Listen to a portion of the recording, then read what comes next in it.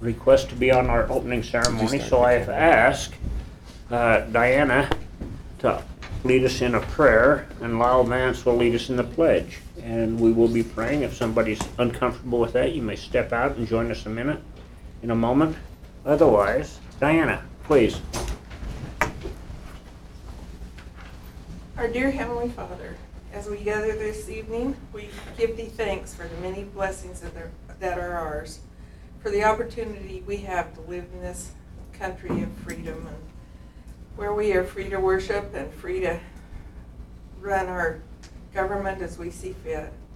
Heavenly Father, we pray for Thy blessings, that Thy Spirit will be with us this evening, that the things that are done will be in accordance with Thee. We pray for a blessing on all those who protect and guide this country. And we do this in the name of Jesus Christ. Amen. Amen. Please stand and repeat the Pledge of Allegiance in May. I pledge allegiance to the flag of the United States of America and to the republic for which it stands, one nation under God, indivisible, with liberty and justice for all. Thank you. And we have present tonight from the city, Sean Warmke, Lyle Vance, Diana Dutry, Jeff Reese, Roger Frito, Lyle Honglin, Brett Rhodey, Lindsay Nesson, Paul Fulton, Kurt Fertig, Mark Christensen. Is he still here? Yep. Oh, right on the front row. Have I missed anyone? Okay. Council, we have an agenda. Any questions on the agenda this evening? I'll make a motion that we approve the agenda. I'll second it. Motion made by Lyle, seconded by Diana. All in favor? Aye. Opposed? We have minutes from September 18th. Any questions? Just the changes I suggested Okay. earlier. You get those, Lindsay, already? Okay. Make a motion we approve the minutes for September 18th. Second.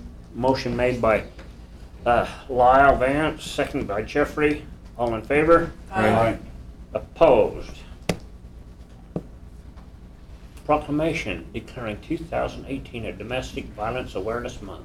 Penny Evans, this is your chance to shine. Oh, thanks. I hope I can live up to that. Thank you for having us back again every year. You know we come at this time. I thought I would tell you a little bit more about what our agency does instead of just tell you all our gloomy statistics this year. But if you want statistics, I can give you those too. So we have 17 staff members, and we cover all of Box Elder County for domestic violence and sexual assault services. We have advocates on call 24/7, 365 days a year. And I can say that I've been at the New Hope Crisis Center almost 20 years now. That's kind of sad, I know. Gave them the best years of my life. And when I first worked there, we saw times when we didn't have people in shelter, and now we never have a time where there's not people in our shelter. So we stay pretty busy, unfortunately. We have 4 of our 17 that are bilingual, that speak English and Spanish, so that's really, really helpful in helping victims in the county. I'll give you a few statistics. This past year in Box Elder County, we served 772 adults, that's men and women, and 294 children. So. Is that up or down? Or are you going to tell me? It stays pretty steady. About steady. Yeah. Unfortunately, one statistic that we saw go up was child sexual abuse, that we helped with cases. Because we do those, the victim advocates help with protective orders. They're there for crisis calls, police calls, everything like that. So we help with protective orders, civil stalking injunctions, protective orders on behalf of the child, and they have the new dating violence protective orders we help with as well. Yeah. I think that's a really good thing. From the things I've heard about that is really good, because young women didn't ever know they had anywhere to go or any It is important. people to talk to, so that's great. We have our 2 educators. Angela Byington's here with me tonight, and her and Melissa Majors go into all the schools and do presentations to all the kids. all different grades. So we reach a lot of youth that way too. And I would like us to see all of us do more prevention and not have to react to what happens after. Our staff members answer over 3,000 crisis calls every year. And just lately, we've kind of started breaking down the county into different areas. And over in the Tremonton area and the surrounding areas in this end of the county, in the last quarter, we've helped 24 different people. So that's just in a quarter. What are the areas that you get called in for? What are the areas over here? No, not the physical area. Why are people calling? Domestic violence, sexual assault, child abuse, stalking, anything like that they help with. We also have a justice court advocate, and she goes to every justice court in the county and helps people navigate that, because if you've never been in court, it's confusing. The victim advocates also go pretty much every Friday. They have protective order hearings at the district court, and we have our advocates go help guide people through that have filed protective orders. I really admire you for hanging in there for 20 years, because it's not always a happy thing. It wears on you. It wears on you, for Well, sure. we're on the helping end though, so Good. it's pretty rewarding, the work we do. Do you have any more questions? Or? Thank you. If it's okay with you, I'll read the Please. proclamation. So whereas 1 in every 3 women in Utah will experience domestic violence during her lifetime, and whereas victims should have help to find the compassion, comfort, and healing they need, and domestic abusers should be punished to the full extent of the law, and whereas fleeing domestic violence has caused women and children to be the fastest growing homeless population, and whereas Domestic Violence Awareness Month provides an excellent opportunity for the community to recognize this issue and the many victims of this terrible crime, and to show support for the numerous organizations and individuals who provide critical advocacy services and assistance to victims. We ask that you, Mayor Riddell of Tremonton, urge our residents to work together to eliminate domestic violence from our community, and hereby declare October 2018 as Domestic Violence Awareness Month in Tremonton City, Utah. Friedal. I want to call him Friedel. I'm sorry. I call him worse than that, so. That's true. I call Brent Gillis Gillies just to bad himself.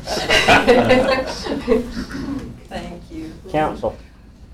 I make a motion that we go ahead and have the mayor sign this proclamation. I'll second it.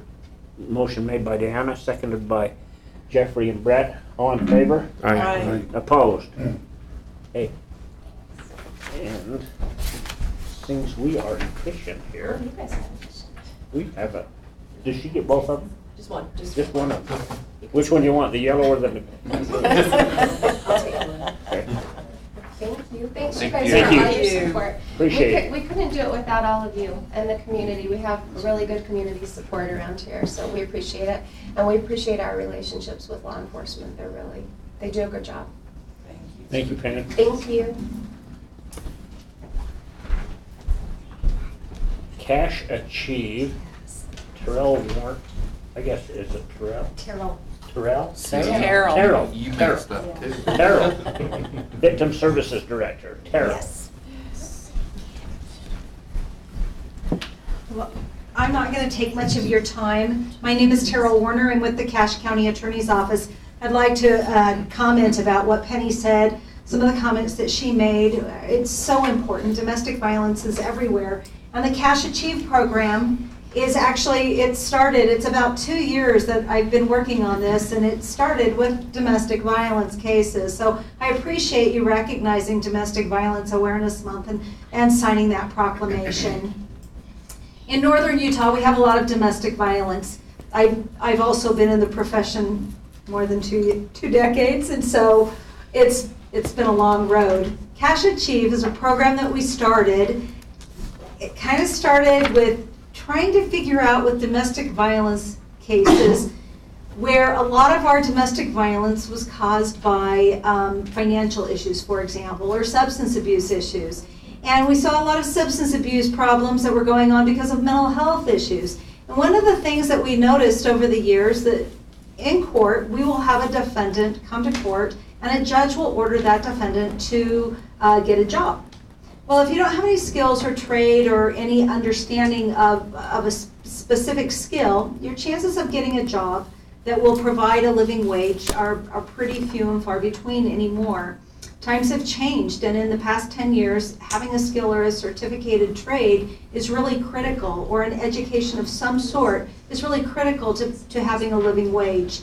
And so what we were realizing is with our domestic violence cases, a lot of the victims don't want to leave. They just want the violence to stop. They want to keep their families together, and they wanted to make sure that the violence stopped. And one of the ways that we could do that is to help defendants that are going through the criminal justice system gain a skill or a trade. So out of that came Cash Achieve. Just to let you know, I do represent Utah, Northern Utah on the State Board of Education. And I've realized the importance of education. Even though I have a degree, one of the things that it just boggled my mind that we have not realized the importance of a skill or a trade for some of our offenders. So what we decided to do, and I'm going to skip ahead somehow. Oh, good. I'm just going to kind of skip ahead a little bit on this. What it is basically taking low-level offenders, such as those charged with a B misdemeanor domestic violence, drug cases, anything that is a low-level offense, no child abuse, no sexual assault, no first, second degree felonies or anything like that. And if somebody's underemployed or unemployed but really truly wants to change, we're going to offer them this program, which is Cash Achieve. And basically what it is it allows them to go to Bridgerland and learn a skill or a trade in lieu of jail time. So, Carol, while you're changing that, can I just ask a question? Yeah. You said you're on the school board. uh-huh, Is that an elected? it is. It is. So, yeah.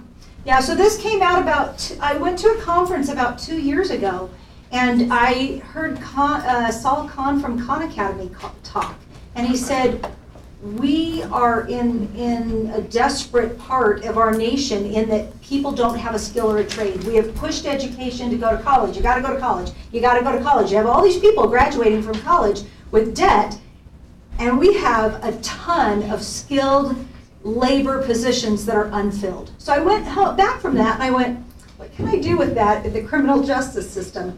And that's how this came about. So basically, it's a partnership, First District Court. We're doing this throughout First District Court, so it's Rich, Cache, and Box Elder County. If a defendant is interested in changing, they can go to Bridgerland and learn a trade. So basically, they go and meet with a counselor there. One of the things that I want to make clear is that this program does not fund the tuition.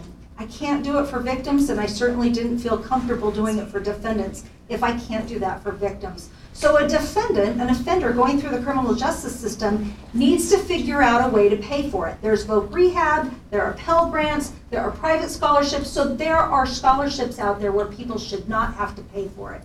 But they need to go through the application process.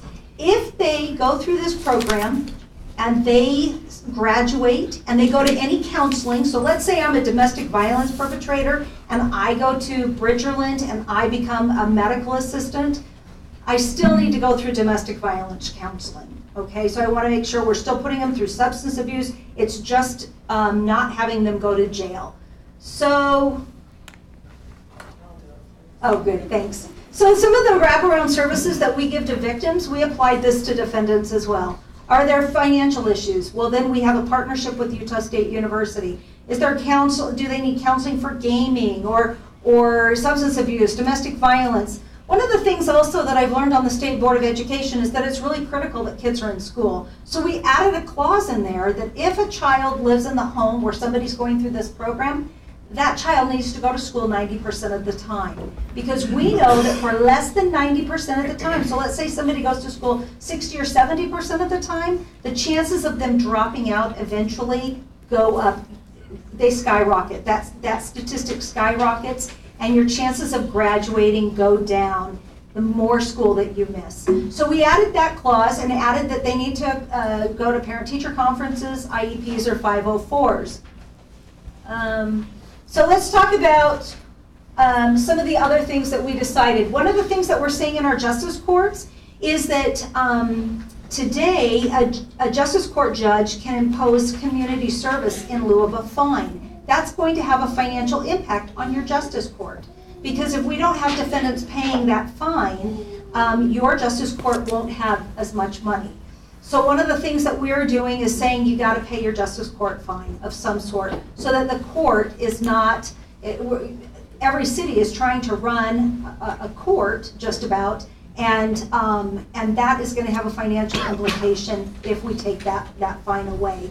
So for this program, they do need to pay a court fine. They have to pay a public defender fee.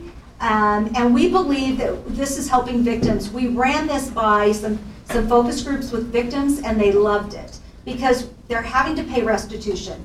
They get to return all of the stolen items. If they're stolen items, they have to return it to the victim or make restitution for that. We're finding that this is pretty successful. So, okay, so let's talk about our test case, and then I'll wrap things up. We took 13 people. The first one was a domestic violence case. A young man who had a child and a wife had been arrested 4 times in 6 months. He'd been to jail, he'd been to jail again, it wasn't working. So we said, let's just try this. Would you be interested in going to Bridgerland? He went into an auto mechanic program, completed it, and went into that program next month. It'll be 2 years, and he's not had an arrest since. He makes a living wage. He's a productive member of our community, and we've not had that problem.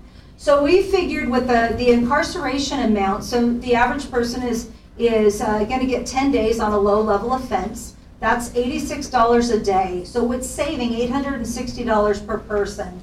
With probation and supervision fees, that's estimated to be at $8.30, and those are figures from the state. So we believe that in the 18 people now that we have from Cache Valley, it saved taxpayers about $50,000. So starting this week, every case in justice courts are being screened for this program, and we believe that the savings to taxpayers in Cache, Rich, and Box Elder is going to be a lot more than $50,000. So basically, it's a program where somebody goes to Bridgerland and gets counseling, gets any other services they need, but it's in lieu of jail and a formal probation. So we'll see where we are. I do need to make another report to you next year to let you know how this has gone. That was one of the requirements. And if anybody has any questions, I'd be glad to take them. Council. So you're working with Box Elder County already? In Brigham? Right. With the criminal justice? Yes, and Rich County. So Cache already covers Rich County, so we cover Cache and Rich County. So we've implemented it there, working with Steve Hadfield and some of the other justice court judges. Your prosecutor is Kelly Smith, isn't it? Dustin. Oh, it's Dustin. Okay. Okay. I thought okay. We reached out to Kelly does Manaway and a couple of other places in Box Elder, so we've talked to him. I'll reach out to Dustin to make sure that he knows that in the justice courts that this is an option. Okay. Thank you. Any other questions? So is it the prosecutor then that brings it up with the defendant and takes that as negotiated plea? Yeah, and actually some of our public defenders signed off on this, and our public defenders will ask, can we put this person in Cache Chief? So we do have 2 people that they had a little bit lengthier criminal histories, and so we agreed to let them try, and they never even, you have to go to Bridgerland within 10 days. They have a designated person, and neither of those people ever even went to Bridgerland. And one reoffended and was in jail. So I have 2 fails, but I'm hoping that the rest of them will continue working with those low-level offenders. So I can look at a few successes. You always have some failures all the time. Yeah. If you have some successes to make it worthwhile. I will end by telling you the second person that went through the program is a man who was 38 years old. He'd been in and out of jail. He'd had a drug problem for about 23 years and was just not doing well in life. And we decided to just try this. And he finished it. He finished a graphic arts program. He called me because he actually came and testified at the legislature for us. And he said he had a son that had gotten sick, and for the first time he had health insurance, and he had money so he could buy a medication. And then he informed me that he checked out my salary and he made more money than I did. Oh, wow. So it was actually, we're finding it to be pretty successful in our test cases. And we'll be able to report back to you next year because the program, most of the programs are no more than 10 months long. So. Well, thank you very much. Thank you so much. Further questions, Keep up the council? good work. Thank you very much. Before they leave. Hey, hold it. You guys cannot go anywhere. We have to, we have to ask you a question. I made an error, okay? You have to introduce yourself, okay? Scouts, I missed it. So, Do you want me to? Just go ahead and just tell who you are. Who What they are. We are from Garland's second ward, Diana's ward, and we are the Weeblos, so they're Weeblos? 10-year-olds. okay, we're and each learning- kid's gotta say who they are too. Okay. Go. Okay. I'm Peyton Bartholomew. I'm Andrew Anderson. I'm Bracken Haynes. Tammy Udy. We're glad to have you. Yes, we are. We appreciate you coming. Thank you. Thank you. Now you scared him. Got your attention. All right, I don't know. You guys are supposed to keep me on ball when I miss things. Come on. All right. Public comment. This is the time for the public to address the council if you have any concerns or issues.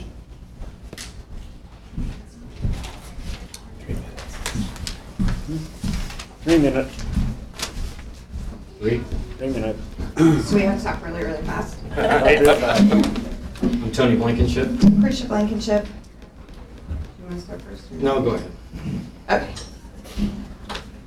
Now, I want to reinsure, we all been through this for several months, but I want to reinsure you guys that as a business, there's Utah state laws already intact that we have to abide by.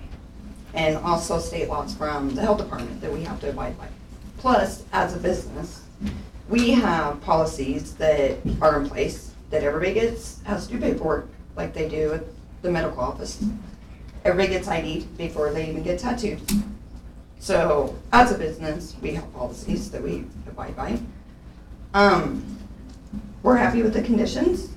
9 to 9, like you mentioned, it's fine. We have a family, so we don't stay out late. We don't do anything, so we're pretty boring people. I don't know. I'm nervous, sorry. One of the things that, because everybody, I know there was a problem, and everybody keeps saying, well, it's not a reflection on you guys, but it is. Because we're kind of being put in the same category. I've been doing this for quite a long time. The person that you had here before, no training, no nothing. I know this for a fact. I don't know her, but I know who the person is. I've seen the work. I've never tattooed out of the back of any business. It's always been tattooing. I was trained. I learned the ins and outs of it.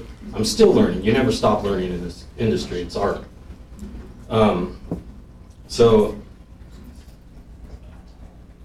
I don't know how to say this without being kind of whiny, but it's kind of not fair that we're being looked at in the same category as them, because we're different. We're way different. Been doing it way too long. I've never had a problem with the law. We've actually been involved with law enforcement. We'll be happy to work with our law enforcement. Actually, we prefer it because it Keeps the all riffraff out. Right. But also too, I mean, any business that comes in or that's been here, maybe a mechanic, was doing something illegal or stealing parts, whatever, anything illegal. I mean, you wouldn't not allow another mechanic to come into town. I mean, it's just one of those things. We just want to be treated different. And we want to be looked at different too. I mean, our appearance isn't kind of, it's kind of different than what's out here, but this is what we do for a living, so this is why we're like this. This is actually what I wear to tattoo in. This is my uniform. I mean, been doing it for so long that We try to raise the bar Yeah. of the standard stereotypical tattoo that we are trying to get away from. the loitering thing, we have no problem with, because never had an issue with it, but we don't want that either. We have an inviting shop, but we don't want people just hanging out outside, doing all that. So. And as far as us being on Main Street, like, you wouldn't even know we were a tattoo business once you read it on the door, because our overall appearance isn't that of a stereotypical tattoo shop. And sign work, it's gonna be nostalgic. It'll go with downtown. That's the main reason why we want downtown, is because of the whole appearance. There's a nostalgic feel, because that's how we are. So it's not anything that's gonna be offensive, and it will go to the downtown setting. And one other thing too is I have a lot of clientele from out of country, and I just got a message from my clients in Germany that want to come here so I can tattoo. Because I told them we were moving. I said, if you go somewhere else, it's fine. I understand. Comes out, they come out every year, but he's going to make a special trip out here. Which means, that means he spends money here. That means his family spends money here. At hotels, dinner, et cetera, et cetera. I have people from Brigham, Logan, Ogden messaging me, wondering when we're going to open. It's as well as a lot of people from here, a lot of people. So it's not like I can't bring money into the town and keep money into the town, because there is a market for it, obviously. We brought a little bit of backup today, so. And if you look at any of our social media accounts, we have tons of support. We've talked to the several businesses on Main Street. They're in support of us opening. Sandy, that used to be the president of the Chamber of Commerce, she's actually stopped us and said that she thinks it's great. This town needs new businesses. You guys are a new business. It's a great opportunity. Because we went around and asked several businesses, and they don't have a problem. Even the people next door, they think it's great. So we just want you guys to approve the conditions. Let us make our living, because our tree is planted. It just needs to grow. So we need to grow. Thank you so much. Anyone else want to comment? There's a kid here 2 weeks ago. Yeah, you guys. This is your chance. This is public comment.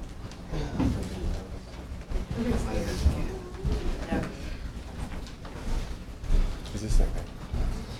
I'm Justin Wilson. I'm a citizen of Tremonton, and I'm here to support these guys with their tattoo parlor.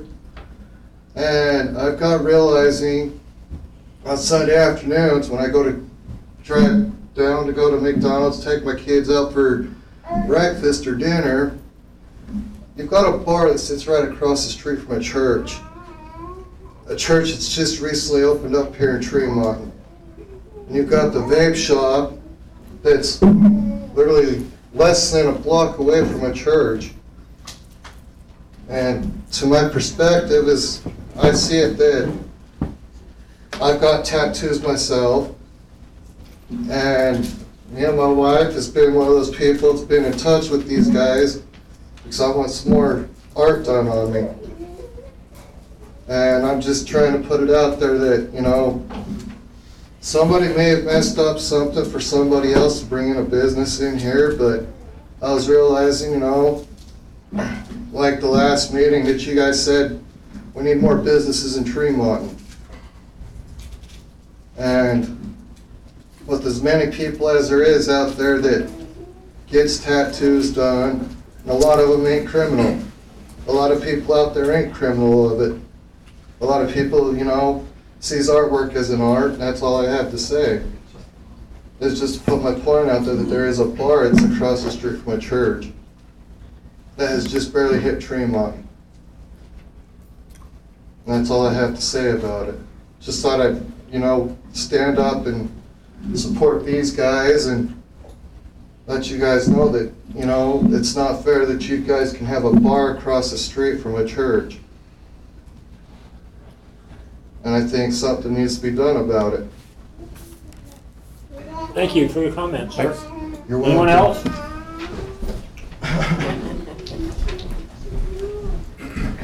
Hi, my name is Crossley. I'm a citizen, and I'm also the store manager of the Family Dollar here in town.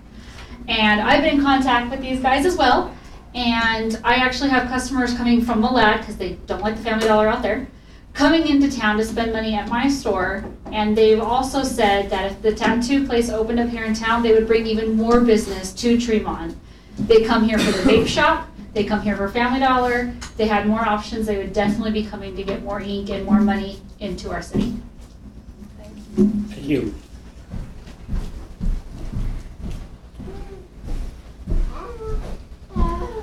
I'm Jordan Clark. I'm also a citizen of Tremont. I think it's a great idea. I've had some bad tattoos done by amateurs. I think it'd be great to have a professional in Tremont instead of having to drive 40, 60 miles just to get a professional to do it.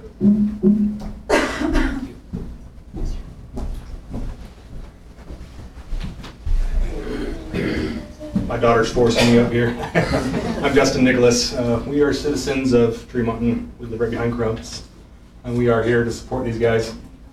I'm looking forward to getting some ink done from them, so. You got my support, so get my wife's support. She just couldn't be here today, so. Thank you, we appreciate it. Thanks. Sorry, it was long run up here. I'm Brooks Green. I am actually assistant from Brigham City, Box Elder. I was tattooed by the artist that was previous. And it was actually a pretty good tattoo. I'm actually fairly happy with it. But it's not the best tattoo parlor. I'm driving to Magna for my tattoos. And I think it would be good to have one that's a little bit closer. I've looked at their work, haven't actually been in contact. But they look like really good, solid work. They have a pretty healthy, inviting environment. And it would, I'm not going to tell you about revenue. I don't know. I work at Autoleaf. It's a general job, basic. I go in, go to work, come out, and I like to be able to express myself. It's a new economy, tattooing. It's been around, hasn't really taken off. The new generation is loving it. I think it's a good chance for people to come in and express themselves. What seems like a healthy environment has seemed very solid, great reviews. And it's a chance for us to do it in a safer environment than the previous artists. Thanks.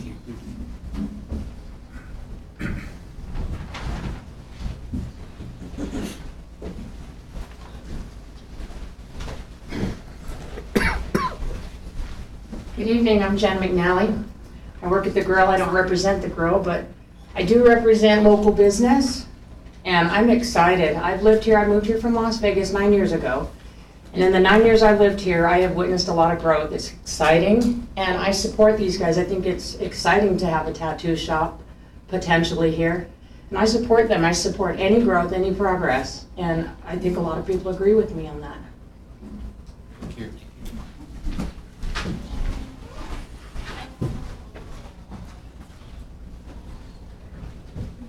Anyone else?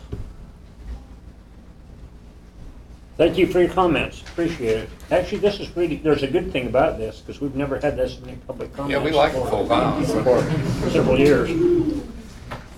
Well, thank you for coming. Discussion and consideration of approving the August financial statements. I'll make a motion we approve the August financial statement. Motion made by Jeffrey. I'll second. Second by Brett.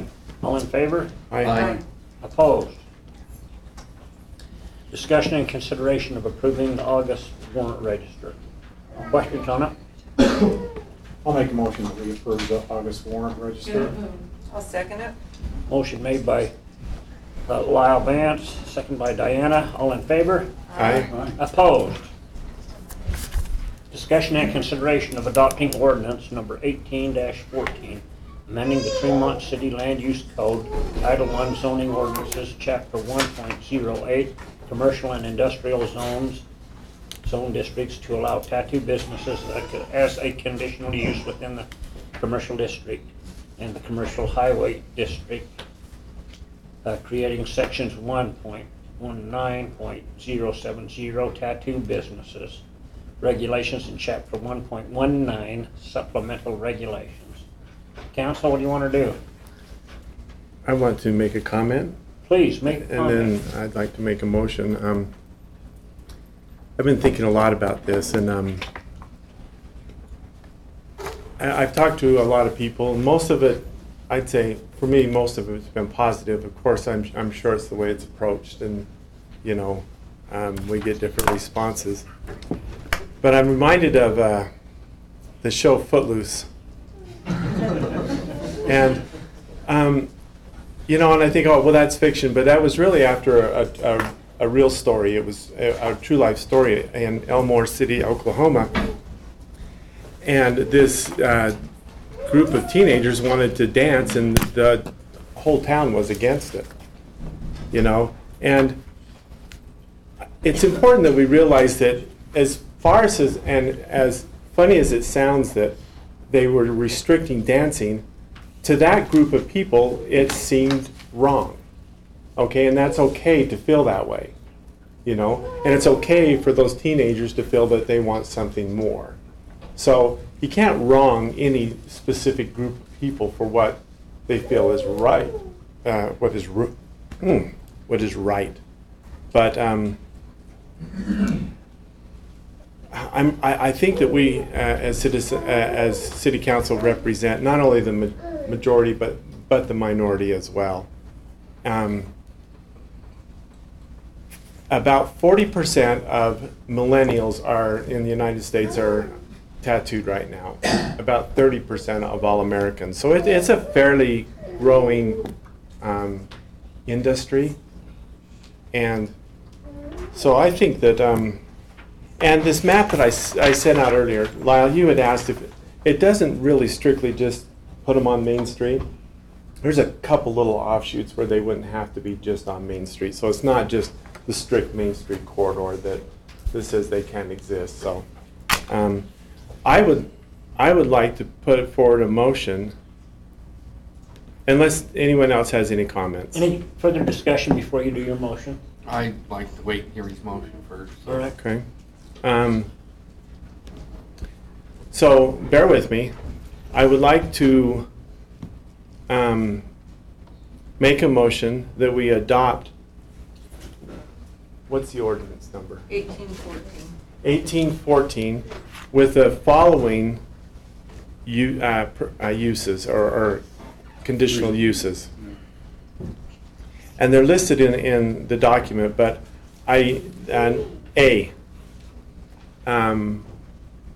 number one, B1, Tremonton City shall permit one tattoo body art per 5,000 residents. Number two, that they should exist within 600 feet away from each other. Okay, so they can't be any closer than 600 feet.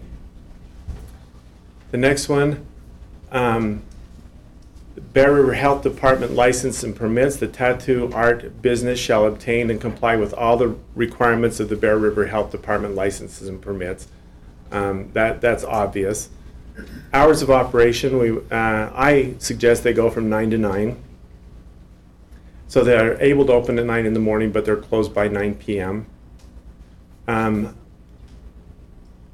consumption or possession of alcoholic beverages. The consumption or possession of alcoholic beverages on the premises of the tattoo art business shall be prohibited. Loitering. No loitering signs shall be placed so that people that want to loiter out there can see them, and the business owners take responsibility to make sure that there's no loitering. The next one is compliance with the laws. Tattoo body art business shall comply with all federal, state, and local regulations. And these standards and reasonable conditions imposed as allowed within the Tremonton City Land Use Code. And then this one here is the one I think is really important, is the suspension or revoking of conditional use permit or business license. One of the problems we made last time with the other business is we really didn't have strong language in there that if they broke the law, we could revoke their license. This condition allows the police department and or the city staff to go in and administer and revoke that license upon any law that is broken. And so I think this really gives the city staff some power to administer the license as well as hold them accountable for what they're doing. And if they live up to what they're saying, none of these conditions should be a problem. And so that is my motion. Any I'll further second discussion? Motion by Brett, second by Diana. Any further discussion? Yes. Just a point of clarification. I would say, Brett's comment on H, I'd need to really look in our code to see, it just says generic, it says Tremont City may revoke. I'm not really sure the procedure for revoking, if it does need to come. Usually it's a quasi-judicial proceeding where you essentially have a hearing officer, and you essentially go through the process. So all that's to say is I'm just not sure that it's at a staff level. It might still include the council if we go through the process of revoking. Okay. But it's got some teeth in it. Yep. Yeah, and then the other thing I was just going to mention too is, so this is in codified form. You're approving the conditions, so there might need to be some explanatory, text and cross-references if we codified it, which I think is understood, but I thought I'd nonetheless mention it because we would need to do that. You good with that, Brett? Yep. Okay, we have a motion and a second. Roll call. I'll start on this side over here. I know I'm not going to be a popular person. I vote nay. We've got policy on the books, and I think they ought to stay the way they are. Okay.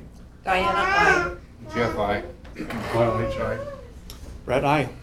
Motion passes. Thank you. Good luck, you guys.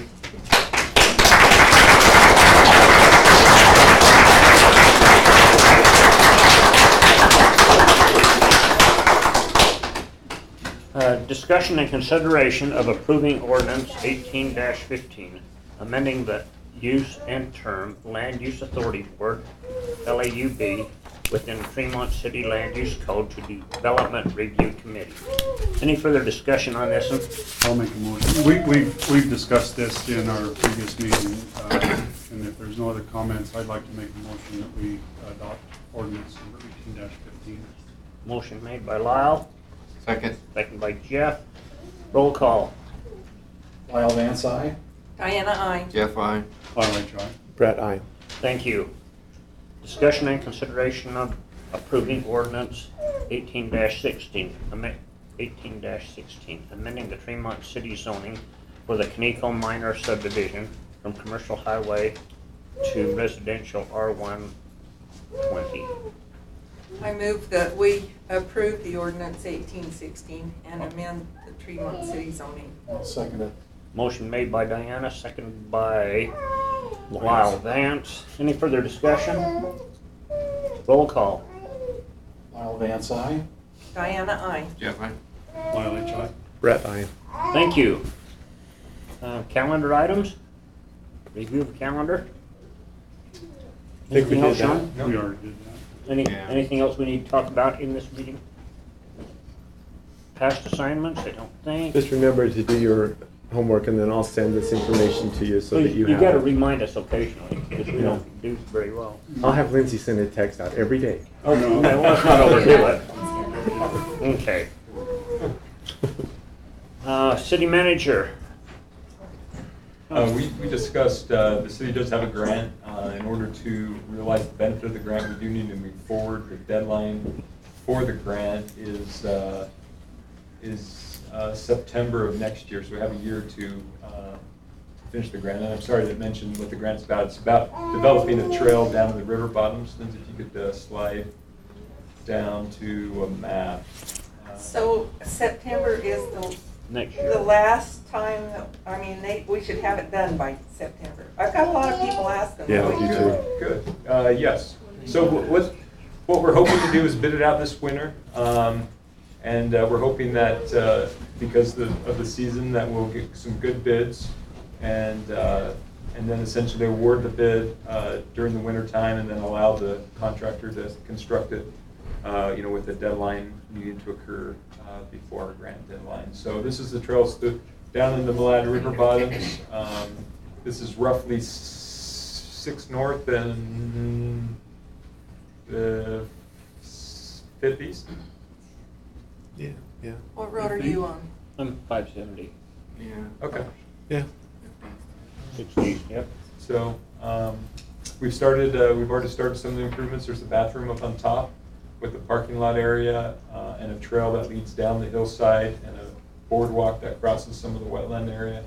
And so what this bid would do is construct the trail down in the river bottoms with the exact amount of trail yet to be determined, I think, based upon bids and what the company decides. So I just wanted to make you aware of kind of where we're at in the process. You've talked about it before, and with your authorization, that I just move forward with advertising, getting the bids, and come back to you, and you can figure out, you know, what bid you want to select and how much of the project you want to undertake. That sounds perfect that way, Sean. Thank you. We have, the boardwalk up there is an unusual thing. Have you been down to it lately? It is kind of consumed with weeds growing up through it. Give it another year unless without some maintenance. Serious? I'm serious. Wow, we gotta get that taken care of then. Tulies are growing up to it, and I don't, Yeah. probably can't. Tulies or weeds? I mean, Same there's a difference. No. Okay. It's not redwood, they're tulies, okay? All right. Okay. But it is a problem, frankly, maybe, Yeah, it even could be. in a wetland. Yeah. So. It'll be always an issue. Lyle Pondwind has volunteered to trim underneath it. Take weed eater and trim them down. That's a problem, so. Anything else? No. Okay. Sean? No, so just go ahead and we'll bid it, and then we'll discuss it once we have the bids back. Good. Make some decisions. Okay. Land use report, any land use comments and reports? Just have ongoing conversations with Craig, working on finalizing the acquisition of some roads, or some right-of-way for roads relative to the Crossroad Ranches annexation. I talked to the landowner out on the road. Jesse? Yes, and he asked if you guys wouldn't mind sending someone over and putting up some flags so he kind of has an idea of where that's at, because he wants to start doing a little bit of preparing his sprinkling system and whatnot, and so I told him I'd tell you that. Okay, I'm going to reach out to him probably on Thursday. Okay, and talk. great. So. Okay. Council reports. Lyle? I don't have anything to report. Diana? I had a family come in to that had a person down in the cemetery, and they were working on the headstone, and the comment was how beautiful our cemetery looks, and they said they go to several cemeteries, and they just really wanted to let our city know how much they appreciate how beautiful the cemetery is. Hey, when you write that down, that's the first positive I've heard it. Okay, I have nothing. Note that down. Yeah, totally. Just a song. Wow. I don't have anything. Okay. The only thing I have is I'd like to thank the audience for showing up. We appreciate your input. We do these live on these are live now, and so you can watch them on YouTube. Please be involved in your government, not just this issue, but other issues. The more that we get you as citizens involved, the easier it is for us to make decisions, instead of just sitting up here guessing how people feel. So please, be involved in your government. It helps us to represent you, okay? I'm sure that's what you'd want to watch on YouTube. Jeff is going to start singing and dancing for us. Yeah. Well, the mayor started dressing up for it, so.